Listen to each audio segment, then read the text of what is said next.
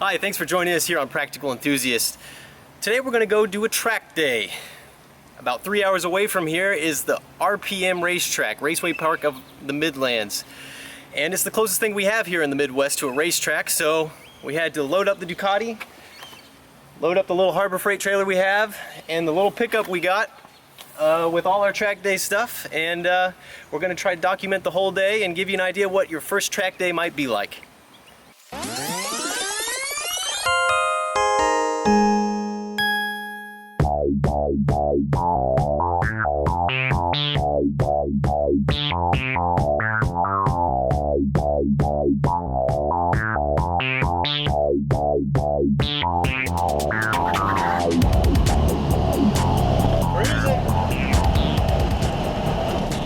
About an hour and 45 minutes away from the track now. So I'm getting kind of antsy. I want to get out there and ride. But we got to go a little bit slower than the speed limit because we got little tires on that trailer. We don't want to have them explode.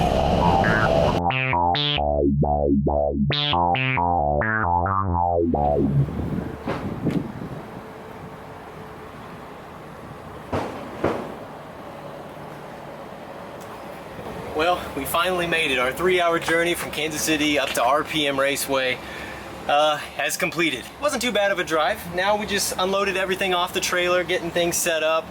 We got our tent up here because it's pretty sunny. It's going to be pretty hot today. We'll probably grab a bite to eat and then head over to inspection to get the bike checked out, make sure we did everything right, make sure it's safe to ride. And then hopefully we'll be hitting the track soon after that. It's a good idea to show up to the track early so that you have plenty of time to get everything unloaded and relax before it's time to go out.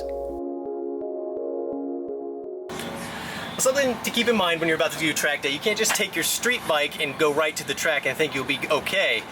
No, there's some things you have to do, slight modifications to make sure it's safe for everybody out on the track. So, first thing, might be the most noticeable, is all lights are taped over. This is pretty common every track day. Usually they require you to do this. If you actually go down, it decreases the amount of debris that goes all over the track.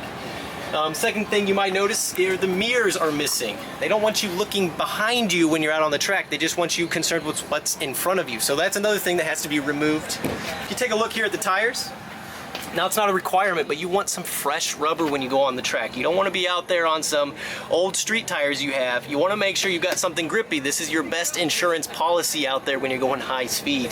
Take a look there at the back of the bike here. Again, more taped over lights. I removed the license plate. That's kind of just a safeguard. It's kind of a thin piece of metal. It turns into a knife if you ever to get in an accident out there. Again, fresh rubber here. Another thing is just make sure all your fluids are topped up. Make sure you don't have any leaks. Get underneath there, check the oil drain plug, check the oil filter, make sure it's not seeping or anything like that. You don't want that getting over your rear tire when you're going 100 plus miles per hour. Also, top off your fuel tank. Usually you can buy fuel here at the racetrack, but it's pretty expensive. It's just better off to come prepared and not have to use the racetrack for little things like fuel or tires or something like that. Another really helpful thing that they don't really tell you is to have one of these tents. I don't know if you can see it in the video, but it's called an Easy Up. And it gets sunny here in the Midwest. It gets hot and we're on asphalt. If you don't have one of these tents, you're gonna be a baked prune by the end of the day. So make sure you have one of those. Take a look over here. Some of the extra stuff we brought are the front end stand. We also have the rear swing arm stand. You probably saw that. We brought a cooler full of food, full of drinks. You got to drink a lot of water while you're out here. Brought some folding chairs, some tools, stuff like if we need to take off the wheel, I brought stuff to make sure that it was all okay. And then we brought an extra 5-gallon gas container because, well, you're not getting 30 miles per gallon out there on the track, so you want to make sure you have enough fuel to get through the day. Another thing, take a look over here. Brought a big box to hold all my riding gear. Inside of here is where I stored my boots, my gloves, my riding suit, and other tools that I need to take.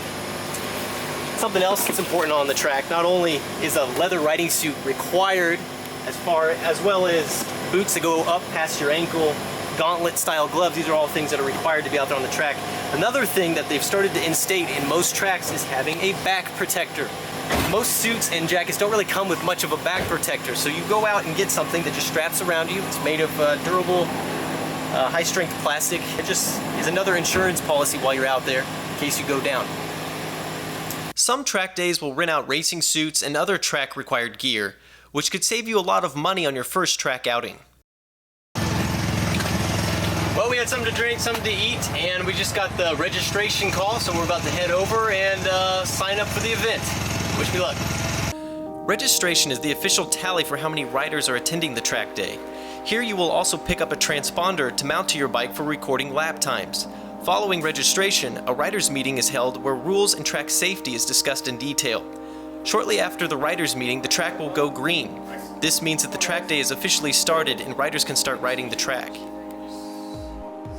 Throwing on a leather racing suit for the first time can be a disorienting experience. They are made to fit snugly while you're in the tucked riding position, but standing up and walking around can be a bit uncomfortable. This ultimately raises the outdoor temperature by at least 20 degrees. I weighed myself before I came out here to see what I weighed without all the gear on, and then afterwards, all this kit's about 20 pounds.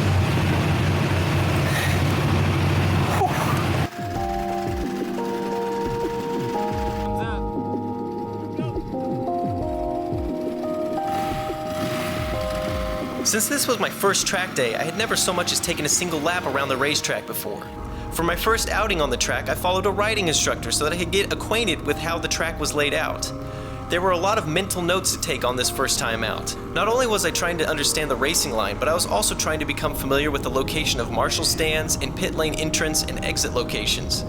Even though it looks like we're going a leisurely pace, I already felt like I was taking turns faster than I had ever taken on the street.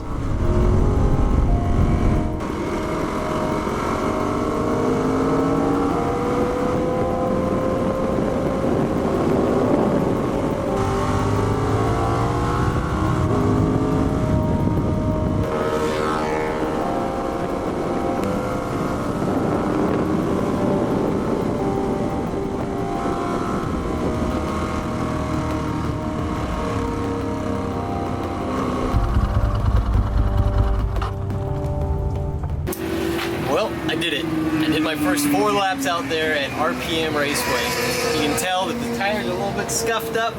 I'm really sweaty and the bike's cooling down. It was a lot of fun. What an adrenaline rush. As the day continued, I found myself walking around the paddock and striking up conversation with other riders. I was excited to absorb as much information as possible regarding riding technique. My second session out on the track saw me following another riding instructor. We were now going at a bit faster pace and I was told to follow his line exactly. Finding a track's racing line is a lot harder than I originally thought. The track is wider than the street. You're not restricted to just an 8-foot lane. Knowing where you should be placing the bike at all locations on the track takes a lot of concentration, which is why following an experienced lead rider can help you tremendously.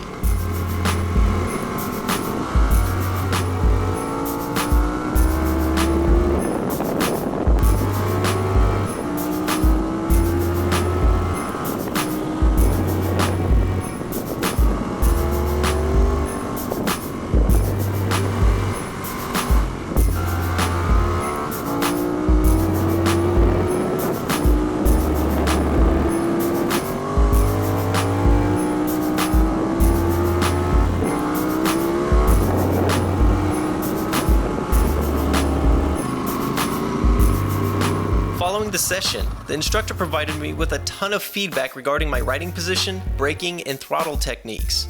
Ultimately, he could tell I was a confident street rider but said that I need to become much smoother with all my braking and throttle inputs. My riding position also needed a lot of work. I was hanging my lower body correctly in the turns, but my head and arms were still near the center line of the bike.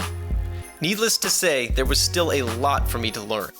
My next outing on the track, all of this new information was sloshing around in my head.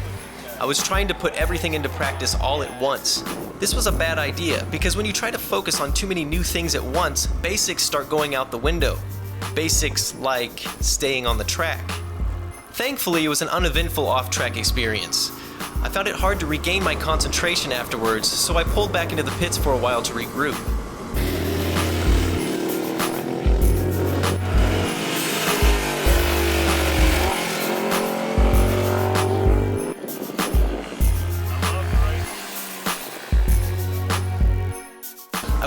out on the track and tried to focus on braking and turn-in points. These fundamentals ultimately make or break a well-executed turn. All the while I was trying to be consistent with a line around the track. I don't think I ever fully found the real racing line, but that's just something that takes time. Even though I was still slow, I could tell I'd progressed leaps and bounds over where I started the day. I finally felt comfortable going around the track. I felt like I found a rhythm through the turns.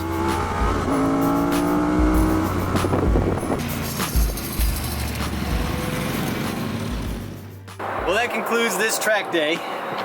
It ended a lot better than it started. The owner of the track event was able to work me into the schedule, give me some teaching and some pointers. A lot of other riders around the paddock helped me out when I was out on track, and when I was here in the pits, they showed me all the riding positions and like what I should do to set up for a turn, braking, accelerating at turns. I mean, so much knowledge can be absorbed from just coming to one of these events, let alone riding in one. And let me tell you, if you haven't done a track day before, get out there and do it. I don't know what you're waiting for. I don't know what I was waiting for before either. It took me 8 years to finally go out and do a track day, and I've finally done it. Just take a look at the tires here to see how much, oh yeah, no chicken strips there. By no means was I the fastest person out there on the track, but this proves that I was getting over more than you'll ever get over on the street. You'll go faster than you'll ever go on the street, and safely. So get yourself out there to a track day. Just figure out what your local track is, see if it's within a few hours drive. If it is, get yourself a trailer and get over there to ride one of these things. It's not too much money. Just even if you do it once, you'll love it, and it's a memory that'll last a lifetime. Thanks for joining us this time on Practical Enthusiasts. Hope we gave you some little inspiration to get out there and do a track day on your bike. But at the end of the day, there's a lot of cleanup to do. We gotta load all this crap back onto the trailer, but that's what we do to have fun on the motorcycles. Again, thanks for joining us this time, and we'll see you again.